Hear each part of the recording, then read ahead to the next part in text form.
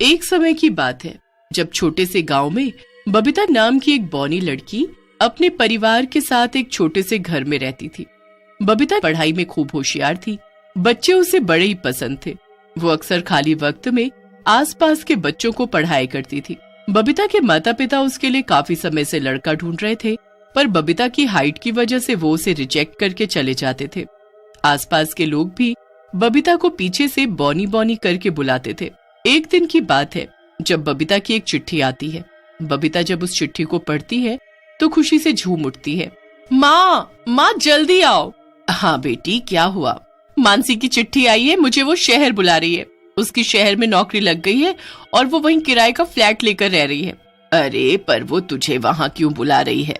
अरे माँ, वो बोल रही है कि वहाँ किसी स्कूल में टीचर की जॉब निकली हुई है। ये तो बड़ी अच्छी बात है। बबीता के माता पिता उसे शहर जाने की इजाजत दे देते हैं। बबीता बड़ी खुशी खुशी शहर चली जाती है। वहाँ वो सीधा अपनी सहेली मानसी के घर जाती है। मानसी उसे टीचर की जॉब का बताती है। देख, स्कूल बहुत अच्छा है, सैलरी अच्छी मिलेगी और पास में भी है। ये तो बढ़िया है, मैं कल ही चली जाती हूँ। हाँ बिल्कुल, तुझे देर नहीं करनी चाहिए। अगले दिन बबीता स्कूल में इंटरव्यू देने जाती है। सब बच्चे उसको अजीब तरह से देखकर उसका पीछे से मजाक उड़ाते हैं। बबीता सीधे प्रिंसिपल के रूम में जाती है और इंटरव्यू देती है। बबीता को वो जॉब मिल जाती है। वो बड़ी खुशी खुशी घर जाती है और मानसी को ये बात बताती है। मानसी भी बबीता की जॉब लगने से बड़ी खुश होती है। अब अगले दिन दोनों सहेलियां तैयार होकर अपनी अपनी जॉब के लिए निकलती हैं। मानसी का ऑफिस बबीता के स्कूल के पीछे ही होता है। मानसी अपना ऑफिस निकल जाती है और बबीता स्कूल। बबीता का स्कूल में पहला दिन होता है। वो थोड़ी नर्वस भी होती है, पर वो पूरे कॉन्फिडेंस से क्लास में जाती है। गुड मॉर्निंग स्टूडेंट्स, मैं तुम्हारी नई टीचर हूँ। मेरा नाम बबीता है और आज से मैं ही तुमको पढ़ाऊंगी। बच्चे बबीता को अजीब तरह से देखने लगते हैं और आपस में बातें करने लगते हैं। इसकी हाइट तो मुझसे भी कम है। हाँ बॉनी टीचर। क्या हुआ बच्चों, चलो अब आपस में बातें नहीं करो और पढ़ाई करो। सब अपनी अपनी मैथ्स की बुक निकालो। बबीता चेयर पर बैठने की कोशिश करती है, पर चेयर काफी ऊंची होती है। सारे बच्चे टीचर का मजाक बनाने लगते हैं और उस पर हंसने लगते हैं। उसके बाद बबीता खड़े होकर ही बच्चों को पढ़ाने लगती है। अब बबीता चौक उठाती है, पर वो ब्लैक बोर्ड तक पहुंच ही नहीं पाती। सारे बच्चे बबीता के ऊपर फिर से हंसने लगते हैं। बॉनी टीचर है ये तो भाई, बॉनी। बबीता पीछे मुड़कर देखती है तो बच्चे उसे देख एकदम चुप हो जाते हैं। क्या बोला तुमने मुझे? बॉनी टीचर। देखो बच्चों, गुरु का मजाक नहीं बनाते। हाइट और शक्ल से कुछ नहीं होता, हमारा ज्ञान ही हमें पहचान दिलाता है। चलो अब चुपचाप पढ़ो। बबीता फिर चेयर लेकर आती है और उस पर चढ़कर ब्लैक बोर्ड पर लिखने लगती है। बबीता का पहला दिन स्कूल में बिल्कुल अच्छा नहीं जाता। हर कोई उसे अजीब नजरों से देख रहा होता है और सब उसकी पीठ पीछे उसका मजाक बना रहे होते हैं। बबीता बड़े उदास मन से घर वापस आती है और मानसी को सारी बात बताती है। अरे बच्चे तो ऐसे ही करते हैं, थोड़े दिन में वो तुमको पसंद करने लगेंगे, देखना। हाँ शायद। अब बबीता रोज स्कूल जाती है, पर उसके साथ रोज वही सब हो रहा होता है। उसे पढ़ाने में बड़ी ही मुश्किल हो रही होती है। हर दिन बच्चे उसके साथ अजीब अजीब मजाक करते हैं। बबीता को अब ये सब बर्दाश्त नहीं हो पा रहा होता और वो छुट्टी लेकर घर वापस आने लगती है। उसका दिमाग रोड क्रॉस करते वक्त भी बस एक जगह घूम रहा होता है। उसको जरा भी होश नहीं होता कि उसके सामने से एक ट्रक आ रहा है। ट्रक बबीता को कुचलते हुए निकल जाता है, पर ट्रक के निकलते ही बबीता वापस खड़ी हो जाती है और चलने लगती है। फिर पीछे से उसे कुछ लोगों का शोर आता है। हे भगवान, ये क्या हुआ है? बबीता आगे जाकर देखती है तो उसके सामने उसकी ही लाश खून में लथपथ पड़ी होती है। अपने आप को मरा देख बबीता को यकीन ही नहीं होता। वो खुद को देखती है और छूने लगती है। फिर तभी सामने दुकान में शीशे के दरवाजे में उसकी नजर पड़ती है। वो अपना ही चेहरा देख डर जाती है। ये क्या? ये नहीं हो सकता, मैं मर चुकी हूँ। मैं तो एक चुड़ैल बन गई हूँ। किसी को भी वो चुड़ैल दिखाई नहीं दे रही होती। वो अपनी सहेली के पास घर जाती है, पर उसकी सहेली भी उसे नहीं देख पा रही होती। मैं नहीं मर सकती, मैं नहीं मर सकती। अगर उन बच्चों ने और स्कूल के बाकी लोगों ने मेरा मजाक ना बनाया होता तो मैं जिंदा होती। बहुत बुरा किया मेरे साथ। अगर मैं बॉनी थी तो क्या मुझे जीने का हक नहीं था? अब मैं सबको सबक। बॉनी चुड़ैल अब गुस्से में अपनी मौत का बदला लेने का सोच लेती है। अगले दिन स्कूल में जब बच्चों को पता चलता है कि उनकी आज कोई नई टीचर आ रही है तो बच्चे बड़े खुश होते हैं। बॉनी चुड़ैल टीचर वहीं खिड़की से बच्चों को खुश होते देख रही होती है और उसे बड़ा गुस्सा आता है। वो क्लास में जा ही रही होती है कि तभी वहाँ नई टीचर आ जाती है। गुड मॉर्निंग बच्चों, मेरा नाम अंकिता है और अब से मैं ही तुमको पढ़ाऊंगी।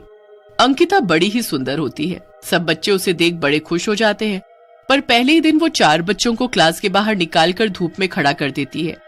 अरे यार, ये टीचर तो बात बात पर चिल्ला रही है, और देखो ना, छोटी सी बात पर हमें क्लास के बाहर निकाल दिया। हाँ, वो हमारी पुरानी बॉनी टीचर तो कभी ऐसा नहीं करती थी। उनका तो हम मजाक भी उड़ाते थे, तब भी वो ऐसा नहीं करती थी। पता नहीं कहाँ चली गई वो अचानक। चली गई होगी थोड़े दिन छुट्टी पर। अरे ये कैसी टीचर है, इसने तो बच्चों को बाहर निकाल दिया। बाहर इतनी धूप है, अगर कोई बेहोश हो गया तो। चुड़ैल को अब उस टीचर पर बड़ा गुस्सा आता है और वो दूर खड़े पेड़ की एक डाली जादू से बच्चों के सिर पर झुका देती है और उनके सिर पर छांव कर देती है। अरे सरिता, ये हमारे सर पर पेड़ की डाली कैसे आ गई? पेड़ तो जबकि इतना दूर है। अरे हाँ, सही में, ये कैसे हुआ? इतने में बेल बज जाती है। सब बच्चे लंच के लिए ग्राउंड में भाग जाते हैं। अगले दिन बॉनी चुड़ैल टीचर बच्चों को सबक सिखाने फिर से स्कूल आती है, पर वहाँ तो नई टीचर ने पहले ही पूरी क्लास को पनिशमेंट के लिए खड़ा रखा होता है। मैंने बोला था ना शोर मत करना, पर तुम बच्चों को समझ नहीं आता। आज तो तुम सब के सब गए, सबके सब हाथ आगे कर लो। नई टीचर एक मोटा डंडा निकालती है और बस फिर सबसे पहले राहुल के हाथ पर जोर से मारने ही वाली होती है कि तभी बॉनी चुड़ैल टीचर वहाँ आकर अपना हाथ उस बच्चे के हाथ पर रख देती है। नई टीचर राहुल के हाथ पर डंडे ही डंडे मार रही होती है, जो उस बच्चे को न लगकर उस बॉनी चुड़ैल टीचर को लग रहे होते हैं। इतने छोटे बच्चों को मारती है, इसे तो मैं बताती हूँ। बॉनी चुड़ैल टीचर डंडा पकड़ लेती है। नई टीचर को कुछ समझ नहीं आ रहा होता कि आखिर ये सब क्या हो रहा है। अरे ये मेरा डंडा किसने पकड़ लिया? बॉनी चुड़ैल टीचर नई टीचर से डंडा छीनकर उसी को पीटना शुरू कर देती है। सारे बच्चे ये सब होता देख बड़े हैरान हो रहे होते हैं। ये डंडा हवा में कैसे घूम रहा है? ये तो कोई जादू है या फिर कोई भूत। बॉनी चुड़ैल टीचर नई टीचर को अच्छा सबक सिखाती है। बच्चों को मारती तो कुछ नहीं, खुद को डंडा पड़ा तो कैसे भागी। नई टीचर को ऐसे डर कर भागते देख बच्चे बड़े खुश होते हैं। बॉनी चुड़ैल टीचर भी वहाँ खड़ी उनको देख रही होती है, पर बच्चों को वो दिखाई नहीं दे रही होती। ये टीचर तो लगता है अब दोबारा नहीं आएगी, पर एक बात तो है, हमारी पुरानी टीचर बहुत अच्छी थी। सच में? क्या किसी को नहीं पता कि वो स्कूल क्यों नहीं आती? नहीं। तभी वहाँ खड़ी बॉनी चुड़ैल टीचर एक चौक उठाती है। उसके बाद वो चेयर को खिसकाकर ब्लैक बोर्ड के पास लाती है। बच्चे ये सब देखकर अपनी अपनी जगह एकदम सुन्न खड़े हो जाते हैं। उनकी आंखों के सामने चेयर खिसकती है और फिर चौक हवा में उड़ती है। उनको यकीन हो जाता है कि वहाँ कोई तो है। अब ब्लैक बोर्ड पर बॉनी चुड़ैल टीचर कुछ लिखने लगती है। अरे बच्चों देखो, ब्लैक बोर्ड पर कोई कुछ लिख रहा है। मैं तुम्हारी बॉनी टीचर हूँ, मतलब क्या आप हो यहाँ हमारी पुरानी टीचर? हाँ, क्योंकि मैं मर चुकी हूँ और मरने के बाद चुड़ैल बन गई हूँ।